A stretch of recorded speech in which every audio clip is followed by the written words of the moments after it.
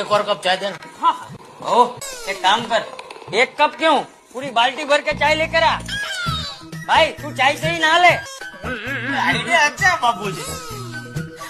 ऐसे टम्बलर से नहाते नहाते जितना मर्जी उतना चाय पी सकते हैं।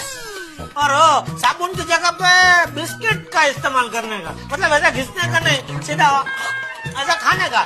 चाय पियो बिस्किट खाओ, चाय पियो बिस्किट खाओ। मजाक मजाक कर रहा हूँ बाबूजी।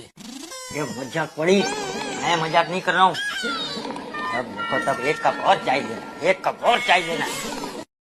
हमें इतनी चाय पीता है तो पता नहीं दुकान में कितनी चाय पीता होगा। बंद कर देगा तेरा चाय पीना।